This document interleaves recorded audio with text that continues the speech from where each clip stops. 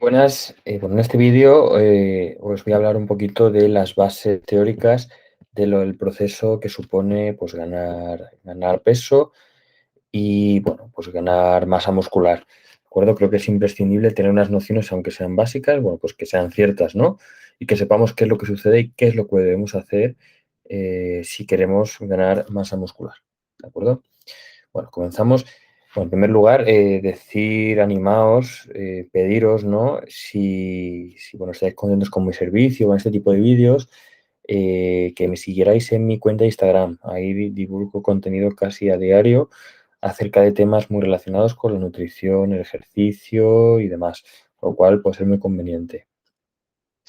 Bien, bueno, he estructurado este vídeo en los siguientes puntos. En primer lugar, voy a hablar del balance calórico que tenemos que saber, los alimentos y bueno, las diferencias entre cada uno de ellos y de cuáles podemos abusar más, de cuáles menos, qué debemos tener en cuenta para llevar un estilo de vida saludable y mantenible en el tiempo. Y por último, hablaré brevemente de ciertas pautas que debemos saber a la hora de hacer ejercicio cuando nuestro objetivo es ganar masa muscular. Bien, en primer lugar, ¿qué es lo que sucede o por qué ganamos peso? ¿De acuerdo? Pues esto es muy sencillo, es simplemente porque hay un desajuste calórico o lo que se dice que hay un balance energético desequilibrado en el cual la energía ingerida supera a la energía gastada. Cuando hablamos de energía ingerida, perdón, nos referimos a las calorías. Es decir, las calorías que ingerimos a través de los alimentos van a ser mayores a las gastadas mediante, bueno, pues nuestras actividades de la vida diaria, como puede ser el ejercicio físico. ¿De acuerdo? El ejercicio físico será la vía más óptima para quemar calorías, ¿no? Entonces, lo que tenemos que saber es que, bueno, pues dicho mal y pronto, tenemos que comer mucho. Y esa ingesta debe ser además de alimentos que nos aportan unas calorías ya no suficientes, sino que sobrepasen la energía que gastamos. ¿De acuerdo? Es muy importante que sepamos que no todos los alimentos nos van a proporcionar la misma cantidad de calorías. Entonces, bueno, pueden darse tres situaciones, ¿de acuerdo? La primera, la que hemos visto, cuando queremos ganar peso, ¿qué es lo que debemos situarnos en? Bueno, pues en la situación número uno, ¿de acuerdo? En la que la ingesta es mayor al gasto. Si por otro lado queremos mantener peso, es decir, una vez igual que hayamos llegado a un determinado peso, queremos mantenerlo, tenemos que encontrar un equilibrio entre ambos y, por último, el tercero, ¿de acuerdo? Que sería el más habitual, digamos, que me encuentro yo en mi consulta, ¿no? Que es cuando el gasto energético debe superar a la ingesta, ya que con nuestro objetivo va a ser perder peso, ¿no? Pues bueno, el más habitual, como he dicho, suele ser ese, pero nosotros nos vamos a situar en la situación número uno. Bien. Entonces, ¿qué tenemos que saber? Bueno, pues tenemos que saber que para llegar a ese superávit calórico del que hemos hablado ahora mismo, no debemos suprimir ningún nutriente, o por lo menos lo que nos dice la ciencia es que no debemos suprimir ninguno de los nutrientes. De hecho, como se puede apreciar en este diagrama, tanto los hidratos de carbono como las grasas como las proteínas van a tener un papel muy importante. Fijaos, los hidratos de carbono van a suponer más de más de la mitad, ¿no? Del aporte calórico total, hasta un 55-60%. Las grasas, por otro lado, nos van a aportar un 30% y las proteínas el restante 15%. Estos realmente son los macronutrientes que van a ser aquellos que nos van a proporcionar las calorías. Si os fijáis, aquí no incluyo ni vitaminas ni minerales. Con esto no quiere decir que sean menos importantes, sino que simplemente apenas nos aportan calorías y como lo que estamos tratando ahora mismo, lo que es objeto ahora mismo es las calorías, bueno, pues vamos a dejarlo un poquito aparte. Hablando de los hidratos de carbono, debemos saber que, bueno, pues son imprescindibles en procesos de ganancia de masa muscular, ¿de acuerdo? Incluso, vamos, son aconsejables que se tomen pues 2 horas antes del ejercicio, pero bueno, tampoco quiero entrar demasiado en eso. Es muy importante que una vez hayamos seleccionado o hayamos escogido la cantidad adecuada de hidratos de carbono, seleccionemos también la fuente de hidratos de carbono, porque no todo vale, ¿de acuerdo? En esta diapositiva os enseño 4 fuentes de hidratos de carbono que pueden ser muy adecuadas y saludables. Por ejemplo, el almidón del arroz, de la patata, la pasta, las legumbres, son fuentes de hidratos de carbono complejos. Es decir, son hidratos de carbono que van a ser saludables para nosotros. Entonces, ¿cuáles tenemos que evitar? Pues, por supuesto, la glucosa proveniente del azúcar blanco, de la bollería industrial o incluso de los zumos de frutas comerciales. Todo eso lleva una cantidad de azúcar tremenda y, claro, tiene una diferencia con respecto a los hidratos de carbono anteriores.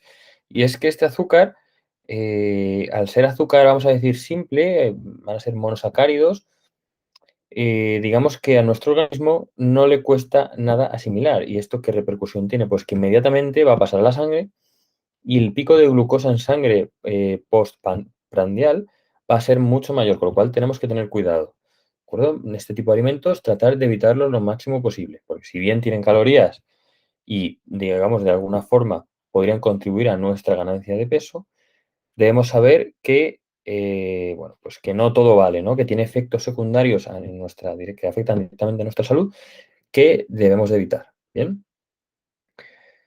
Pasamos a las grasas. Las grasas también ocupan un papel importante en la ganancia de masa muscular. Como he dicho antes, un 30% de esa ingesta calórica total va a provenir de las grasas, las tan demonizadas grasas, ¿no? Pues vamos a ver qué hay de cierto y qué no hay, o qué no tan cierto se habla o se escucha acerca de las grasas, ¿no? Bueno, pues sabemos que existen dos tipos de grasa, ¿de acuerdo? La grasa animal y la grasa vegetal, y digamos que con la que más precaución debemos tener es con la grasa animal. ¿Por qué con la grasa animal? Bueno, pues es que resulta que la grasa animal, ingerida en cantidades altas, va a ser la responsable de aumentar nuestros niveles de colesterol. El colesterol, cuando hay un nivel alto de colesterol en sangre, puede dar lugar a enfermedades vasculares bastante graves, ¿no? Uno puede ser una aterosclerosis. Por lo tanto, es algo que debemos vigilar. ¿Dónde tenemos grasas animales? Bueno, pues obviamente pues en fuentes de origen animal, como puede ser la carne, como puede ser la mantequilla, como puede ser el huevo. Con esto no quiero yo que se interprete mal el mensaje. Realmente la grasa animal es beneficiosa, pero siempre en cantidades moderadas. Y voy más allá. Por ejemplo, la carne es un alimento que es nutricionalmente muy rico, independientemente de la grasa animal que lleve, ¿no? La proteína animal, por ejemplo, es de un aprovechamiento muy grande para nuestro cuerpo. Entonces, yo no recomiendo suprimir en absoluto la carne. Bien. Por otro lado, tenemos la grasa vegetal, cuya principal diferencia es, bueno, que digamos que no va a intervenir en ese incremento de los niveles de colesterol en sangre. Por lo tanto, digamos que no tenemos que vigilarlo tanto. ¿Dónde podemos encontrar la grasa insaturada, que va a ser la grasa vegetal? Bueno, pues en el aceite de oliva, en los frutos secos o incluso en alimentos como el aguacate. Es importante saber que, aunque no sea grasa saturada, no deja de ser grasa. Y el hecho de ser grasa va a implicar que tiene un aporte calórico muy grande y una digestión más pesada.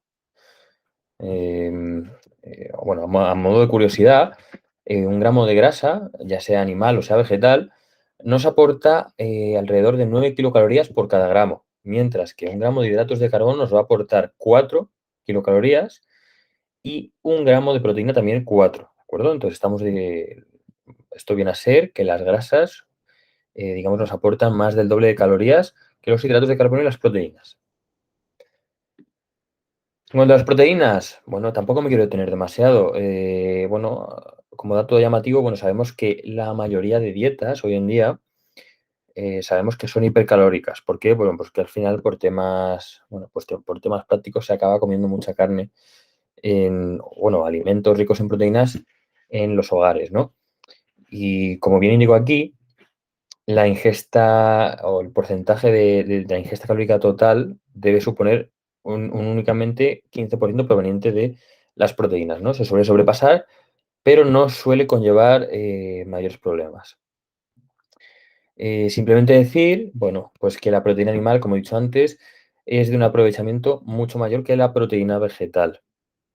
No es que sea más bueno o más malo, pero simplemente nuestro organismo tiene más facilidad para, bueno, pues para nutrirse, ¿no?, de este tipo de proteína. Tampoco quiero profundizar mucho más. Bien, ahora vamos a hablar de los principales grupos de alimentos, ya no centrándonos tanto en el nutriente en sí, sino en pues el grupo de alimento. En primer lugar, vamos con las carnes. Bueno, aquí he hecho una sencilla clasificación en función de la cantidad de grasa que lleven esas carnes. Podemos apreciar el cuadro rojo a la derecha que las carnes con más grasa van a ser las provenientes de cerdo, de cordero, de pato y de vacuno. ¿De acuerdo? Entonces, si estamos en un proceso de ganancia de masa muscular, para nosotros siempre será más conveniente ingerir las carnes que aparecen a la derecha. Por otro lado, tenemos las carnes magras, que podemos llamar, que son las que tienen menos componente de grasa, entre las cuales nos encontramos la ternera, el pollo, el pavo y el conejo. Solo, bueno, para que lo sepamos, una clasificación muy similar he realizado con el pescado. Entre el pescado más graso nos vamos a encontrar el atún, la caballa y el salmón. Además del atún, decir que es el más salado también. Normalmente el nivel o la cantidad de sal que haya en ese pescado va a ser directamente proporcional a la cantidad de grasa que tenga. Entonces, tenemos el atún, la caballa, el atún, la caballa y el salmón como pescados más grasos. Los que estarían un poco entre medias, que denominaríamos semigrasos, estarían el mero, la dorada, la trucha y la lubina. Y por último, los pescados blancos, denominados así, bueno, pues serían el rape, la merluza, el lenguado, el bacalao y el rodaballo. Entonces, nosotros, en un proceso de ganancia de masa muscular, nos orientaremos siempre a los semigrasos y los grasos. ¿De acuerdo? Yo personalmente recomiendo la caballa porque tiene unas propiedades nutricionales buenísimas y, bueno, no es tan salado como puede ser el atún. ¿Y qué sucede con las frutas y las verduras? Porque hasta ahora no las hemos nombrado. Bueno, realmente las frutas y las verduras son muy saludables y yo siempre doy vía libre a la hora de su ingesta. No hay ningún problema en ingerir toda la verdura y toda la fruta que sea necesaria. Hago un pequeño inciso. La fruta es siempre muchísimo más sano ingerirla entera, no en su jugo, ni en zumos, ni similar. ¿De acuerdo? Si tomamos la fruta entera, estamos ingiriendo también su fibra. Entonces, bueno, si, al contrario de si nos lo tomáramos en un zumo, por ejemplo, que realmente lo que estaríamos es ingiriendo todo el azúcar que tiene esa fruta, pero digamos de otra manera y pues menos saludable para nuestro organismo. En cuanto a la leche, bueno, pues sigo un poco con la misma clasificación. Eh, la leche entera, la semi y la desnatada básicamente se diferencian en su contenido en grasa, no hay otra diferencia. La leche entera va a ser la leche con más grasa, mientras que la desnatada será aquella que tenga menos grasa. Por lo tanto, si estamos otra vez en un proceso de ganancia de masa muscular, siempre recomiendo tomar leche entera. La desnatada, bueno, pues recalco que no es que tenga menos nutrientes, no es que, bueno, aporte, digamos, menos fructosa, menos lactosa o menos de cualquier cosa. La única diferencia que tiene es que tiene menos grasa. Entonces, bueno, una vez explicado un poquito a nivel general nociones básicas de los alimentos, yo siempre recomiendo, bueno, pues un poquito esta estructura en mi dieta, ¿no? Propongo 5 comidas, desayuno, comida y cena, y entre medias un almuerzo y una merienda. En el almuerzo suelo incluir fruta o frutos secos y en la merienda, pues si no he incluido fruta antes la incluyo y si no frutos secos. Creo que son, sobre todo los frutos secos, son alimentos muy saciantes y, bueno, pues bastante saludables en general. Y, bueno, son los veo muy prácticos, no te pringan las manos, te los puedes llevar a cualquier lado, no requieren prácticamente preparación, lo veo muy práctico, ¿no? Pero bueno, sobre todo eso, quedaos con que son 5 comidas y bueno, cuantas más comidas haces, digamos que menos tienes que sobrecargar una ingesta para llegar a las calorías necesarias, que normalmente si estamos en un proceso de ganancia de masa muscular, pues esas necesidades calóricas son altas, ¿no? Entonces, cuanto más comidas tengas, mejor distribuido se puede hacer esas calorías, ¿no? Y bueno, pues pasamos ahora a hablar un poco del ejercicio físico, un poquito, bueno, pinceladas muy globales para que sepamos o seamos conscientes de la importancia que tiene en la sociedad de hoy en día, ¿no? Bueno, el ejercicio físico actualmente se considera la principal vía para gastar energía. Y bueno, en 10 años se dice que va a ser como el medicamento más recetado por los médicos. Ya cada vez más el ejercicio ya no se concibe como algo relacionado con el ocio, como una actividad social, que también lo es, sino se considera como una dosis de salud. ¿De acuerdo? Se hace ejercicio para estar sano. Ya no solo por un tema estético, un tema social, sino para poder estar sano y tener bienestar. ¿De acuerdo? Tiene muchísimos efectos beneficiosos. Rápidamente voy a mencionar, digamos, los 4 más, vamos a decir, aceptados, ¿no? El primero de todos ellos, bueno, pues es el más visible, el efecto que tiene sobre nuestra constitución corporal. Sabemos que al final el ejercicio físico aumenta nuestro gasto calórico y si nuestro gasto calórico aumenta, es más probable que, como he dicho al principio de la presentación, tengamos un balance energético negativo y, bueno, y eso dé lugar a una pérdida de peso. Pero es que también al contrario, si nosotros queremos ganar peso y mantenemos una ingesta calórica muy alta, al hacer al hacer ejercicio físico y al tomar, por supuesto, una suficiente ingesta de proteína, vamos a conseguir que ese exceso calórico no se convierta en grasa, sino que se convierta en masa muscular, que es lo que se suele pretender, ¿no? Pero es que además, aparte de este evidente beneficio, tenemos otros que quizás son menos conocidos, como por ejemplo los beneficios cognitivos. Sabemos, por ejemplo, que el ejercicio aumenta la memoria de trabajo, aumenta la capacidad de concentración. Pero es que además el ejercicio favorece la neurogénesis, que esto quiere decir el crecimiento o la proliferación de nuevas neuronas, ¿no? A nivel cerebral. Esto es algo, bueno, pues fascinante, ¿no? Es algo, vamos, muy a tener en cuenta.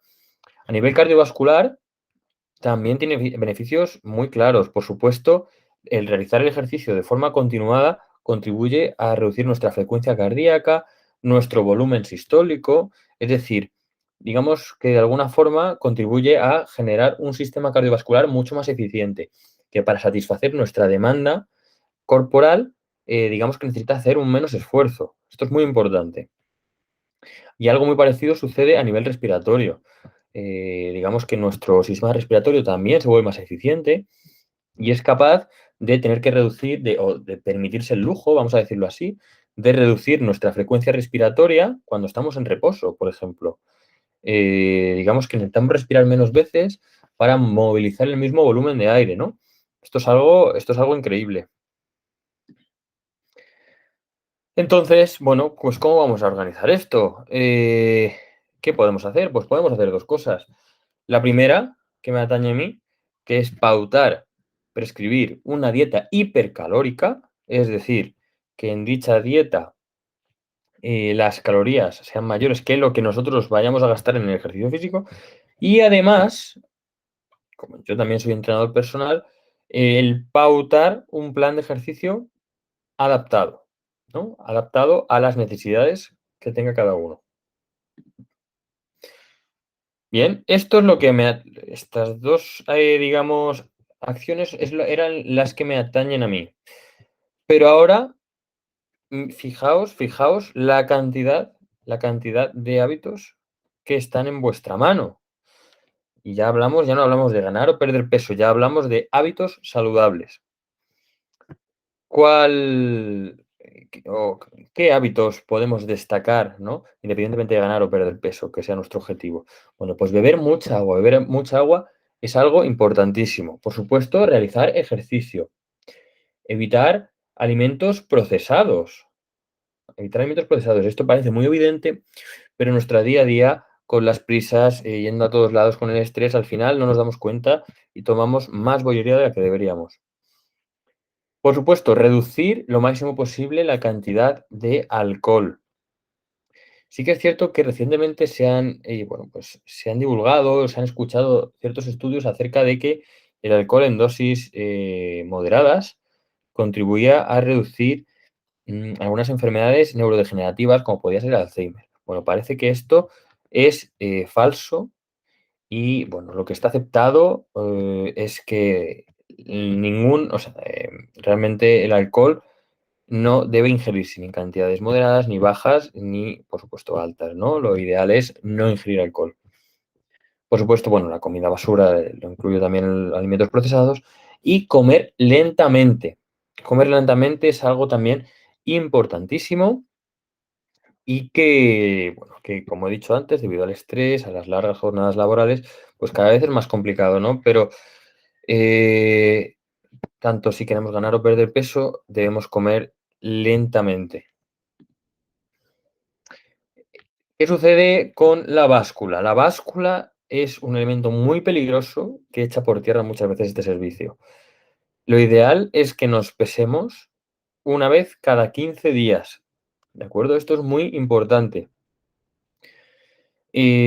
Tanto la ganancia como la pérdida de peso son procesos lentos. Son procesos que tenemos que tener paciencia. Si nosotros nos estamos pesando cada día, lo único que vamos a conseguir es frustrarnos y no ver resultados. Entonces, debemos estar tranquilos y yo siempre recomiendo pues pesarse el día 1 y el día 15 cada mes y ya nos olvidamos de la báscula. Y, y bueno, teniendo en cuenta todo lo anterior, es que no debería haber problema.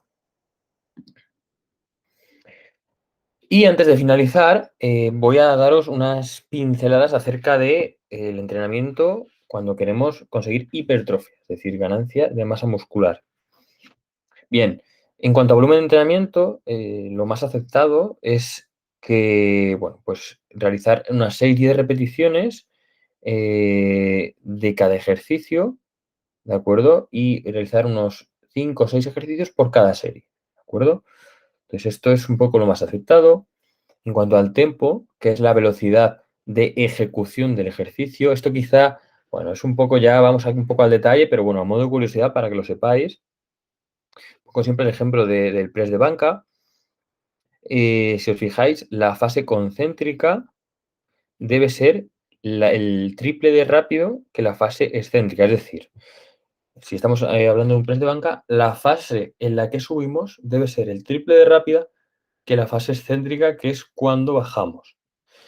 En la posición de máxima extensión no debemos aguantar prácticamente nada, es decir, arriba del todo no debemos aguantar prácticamente nada.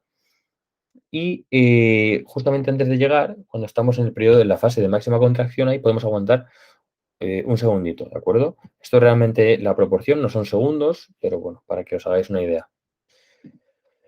En cuanto al descanso, bueno, pues se sabe que entre ejercicios lo ideal es descansar entre minuto y medio, y entre series un poquito más, entre 2 y 3 minutos, no más, ¿de acuerdo? Yo siempre procuro, cuando tengo entrenamientos personales, procuro, bueno, pues que se trate de usar el teléfono móvil lo menos posible y estar centrado en el entrenamiento. En cuanto a la duración del entrenamiento, bueno, pues se sabe que entre hora y cuarto debería dar tiempo a realizar todo el entrenamiento, todo nuestro plan de ejercicio. Y aquí estamos teniendo en cuenta tanto los ejercicios como los periodos de descanso. En cuanto a la frecuencia, bueno, esto varía muchísimo, pero a rasgos generales, una persona principiante debe entrenar entre los 3 días semanales, un intermedio entre 3 y 4 y avanzado entre 4 y 5. Pero bueno, esto es, vamos, muy genérico, ¿no? Y muy importante, si nuestro objetivo es la hipertrofia, repito, debe haber entre 2 y 3 días de descanso entre cada grupo muscular. Esto es muy importante. Es muy importante, ¿no? El descanso es un elemento fundamental para que el músculo sea capaz de recuperarse de ese esfuerzo y, digamos, que se pueda llegar a producir esa hipertrofia, esa hiperplasia, ¿no? Y bueno, por mi parte ya estaría. Espero no haberos aburrido mucho, pero bueno, creo que es importante que sepáis un poco, al menos las nociones básicas de cómo funciona este proceso en nuestro cuerpo y bueno, que debemos tener en cuenta para conseguir nuestro objetivo, ¿no? Entonces, nada, mucho ánimo y a por ello. Y nos vemos.